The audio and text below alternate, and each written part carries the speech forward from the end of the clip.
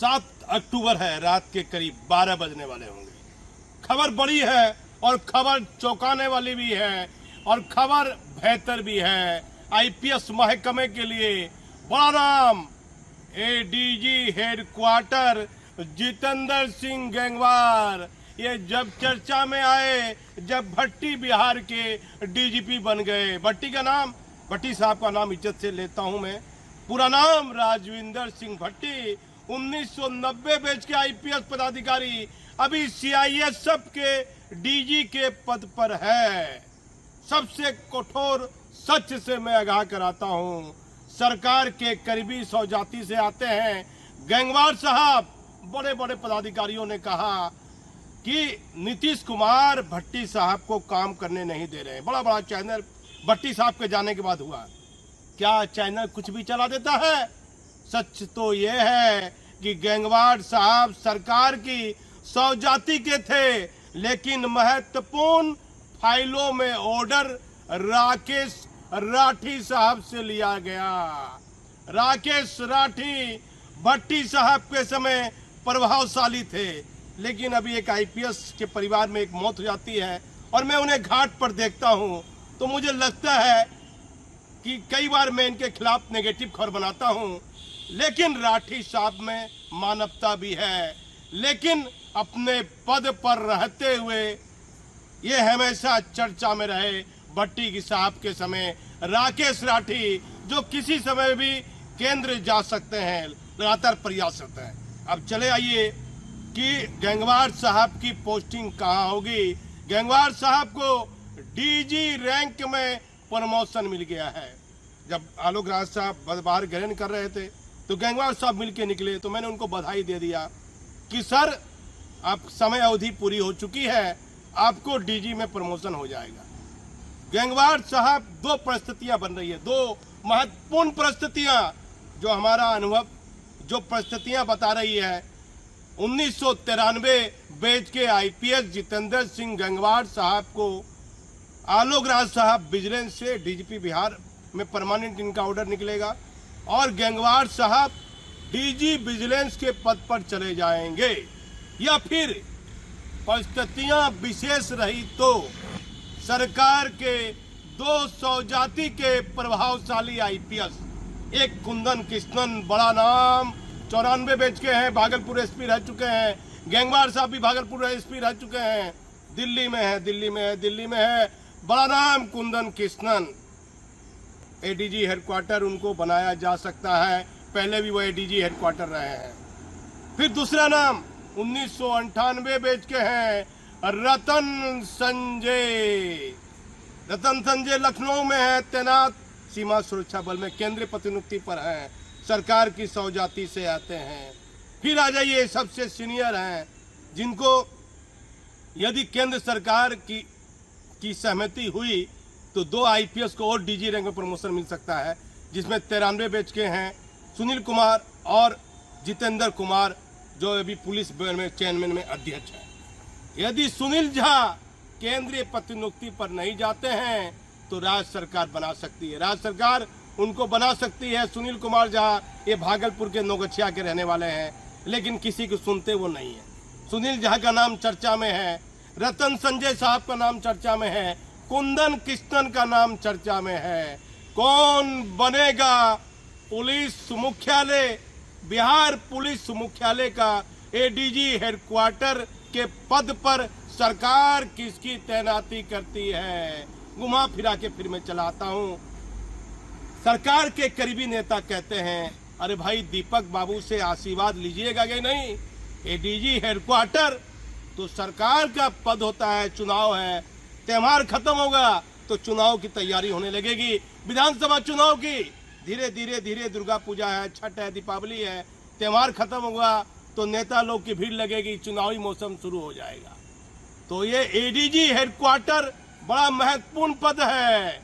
आखिर किसे तैनाती करती है सरकार?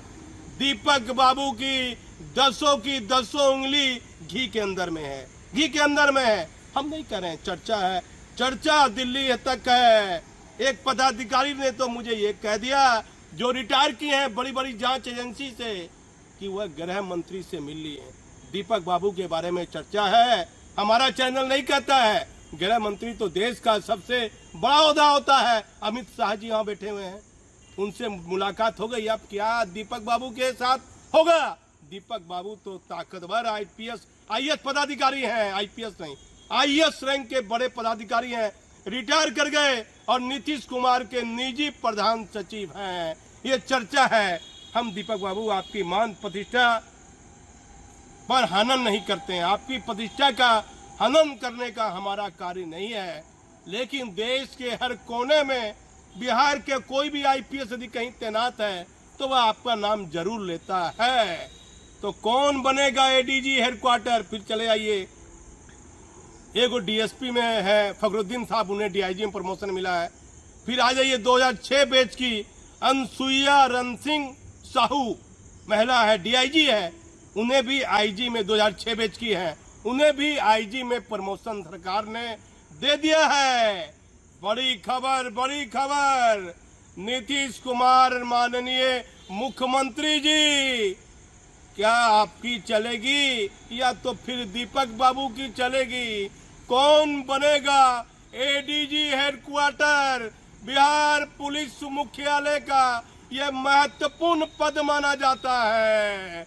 भट्टी साहब है, सीआईएसएफ के डीजी, बड़े कलक थे, बड़ा नाम कमाया। अब आलोक राज है, आज वो गृह मंत्री के मीटिंग में थे, आज वो नक्सल उक्सल की मीटिंग होती है प्रत्येक साल, तो आलोक राज साहब दिल्ली में थे। आलोक राज साहब सामान्य है, सिंपल है, कोई घमंड नहीं है। उनके ससुर भी पहले डीजी रह चुके हैं। लेकिन किनको राज्य सरकार यदि किसी ईमानदार आईपीएस पदाधिकारी को बनाएगी तो चर्चा होगी कि नीतीश कुमार ने बनाया है। और यदि इस सब में चलेगा तो कई तरह के नामों की चर्चा होगी। इस पर हम क्या कह सकते हैं? न्याय और नीति, आईपीएस और आईएएस भूल गए हैं, नेता भूल गया है। आज के इस कलयुग में न्याय और नीति ये सब लक्ष्मी के ही खिलौने हैं, वह जैसा चाहती है न चाहती है। कौन बनेगा एडीजी हेडक्वार्टर? हमारी निगाहें टिकी रहेगी। कई नामों की चर्चा है जो मैंने आपको बता दी। हम सच दिखाने का जरिया है। गंगवार साहब भागलपुर एसपी लंबे समय 3 साल से भी अधिक रहे, उनको ढेर सारी बधाई। और गंगवार साहब आपको शुभकामनाएं। आप विजिलेंस के डीजी बन सकते हैं या सरकार आपको वहीं छोड़ सकती है। आप हमारे चैनल पर बने रहिए। मैं भागलपुर से दीपक नौरंगी। 1993 बैच के आईपीएस जितेंद्र सिंह गंगवार साहब का हुआ डीजी रैंक में प्रमोशन। 2006 बैच की आईपीएस अनसुईया रणसिंह साहू को आईजी में प्रमोशन। बिहार में यदि किसी का प्रभाव है तो सिर्फ दीपक बाबू। इस चर्चा में बहुत ताकत और दम है। चर्चा है कि दीपक बाबू से बड़ा बिहार में किसी का प्रभाव नहीं। एडीजी हेडक्वार्टर के पद पर बिना दीपक बाबू के आशीर्वाद के कैसे हो सकती है तैनाती? आईएएस आईपीएस करते हैं चर्चा कि दीपक बाबू के आशीर्वाद के बिना कुछ नहीं मिलेगा। 94 बैच के आईपीएस कुंदन कृष्णन को जल्द ही केंद्र से बिहार लौटने के लिए सरकार है प्रयासरत। किसी भी राज्य का एडीजी हेडक्वार्टर का पद माना जाता है बड़ा महत्वपूर्ण। डीजी रैंक प्रमोशन के बाद जितेंद्र सिंह गंगवार साहब को विजिलेंस का डीजी बनाया जा सकता है। बिहार में आईएएस रैंक और आईपीएस पदाधिकारी में हाल फिलहाल जो चर्चा है उसे आप सच मानकर चलिए कि चारों तरफ दीपक बाबू के आशीर्वाद के बिना किसी पद पर भी किसी पदाधिकारी की तैनाती होना असंभव माना जा रहा है। इन चर्चाओं में कितनी सच्चाई है ये हम नहीं कह सकते, लेकिन सरकार के निजी प्रधान सचिव दीपक बाबू को लेकर रिटायर्ड से लेकर वर्तमान आईएएस रैंक और आईपीएस पदाधिकारियों में ये चर्चा हर पदाधिकारी करते देखे जाते हैं। यदि आपको किसी पद पर सरकार पोस्टिंग करेगी तो सीधे तौर पर दीपक बाबू से आशीर्वाद लेना पड़ेगा, नहीं तो एडीजी हेडक्वार्टर के पद पर बिना दीपक बाबू के आशीर्वाद के कैसे तैनाती हो सकती है? बिहार के मुख्यमंत्री नीतीश कुमार को इन चर्चाओं पर गंभीरतापूर्वक ध्यान देना चाहिए कि हर महत्वपूर्ण पोस्टिंग में ही दीपक बाबू के नाम की चर्चा क्यों हो रही है। दूसरी तरफ सबसे बड़ी खबर यह भी है कि केंद्र से 2 बड़े आईपीएस पदाधिकारी बिहार लौट सकते हैं, जिसमें सरकार के एक आईएएस पदाधिकारी जो नालंदा के ही रहने वाले हैं। उनकी हर एक कोशिश है कि 94 बैच के आईपीएस कुंदन कृष्णन साहब को बार बार मैसेज भेजा जा रहा है कि आप जल्द लौट जाइए। आईपीएस रतन संजय जो फिलहाल लखनऊ में तैनात हैं, वे भी बिहार लौट सकते हैं। सबसे सच पर आधारित ये बात है कि दोनों ही आईपीएस पदाधिकारी सरकार की स्वजाति से आते हैं। किसी भी राज्य का मुख्यमंत्री ये जरूर सोचते होंगे कि उनकी ही स्वजाति का यदि पदाधिकारी किसी भी पद पर रहेगा तो वह सरकार के खिलाफ नहीं जा सकता है। किसी भी परिस्थिति में ऐसे में पूरे देश की आप बात कीजिए तो इस कलयुग में हर राज्य में प्राय यही स्थिति बनी हुई है। किसी महत्वपूर्ण पद जैसे कि आईएएस और आईपीएस के पद पर अपने ही स्वजाति के पदाधिकारी की तैनाती करने की आज के वर्तमान समय में हर व्यक्ति की सोच होती जा रही है। एक मामूली सा किराना दुकान का दुकानदार भी यही सोचता है कि मेरे यहाँ कोई स्टाफ कार्य करें तो वह मेरी ही स्वजाति का हो, लेकिन इंसान को हर हाल में ऐसी सोच को बदलना होगा, नहीं तो परिस्थितियां आने वाले दिनों में बहुत खराब हो सकती हैं। आपको हर समय हर जगह अपनी स्वजाति का व्यक्ति किसी भी स्थान पर मिलना आज के समय में अब असंभव है, लेकिन किसी भी इंसान की सोच को आप कैसे बदल सकते हैं। इस वर्तमान युग में बिना लेन देन के, बिना रुपए पैसे के कोई काम भी ईमानदारी पूर्वक कर भी रहा है। सरकार को सोचना चाहिए, यदि कहीं भी कोई पद पर भी यदि ईमानदार पदाधिकारी है जिसकी शिकायत रुपए और पैसे लेन देन की नहीं है, वैसे पदाधिकारी की भी तैनाती होनी चाहिए। हम सिर्फ सच दिखाने का जरिया हैं, किसी पदाधिकारी की प्रतिष्ठा का हनन करना हमारा कार्य नहीं है।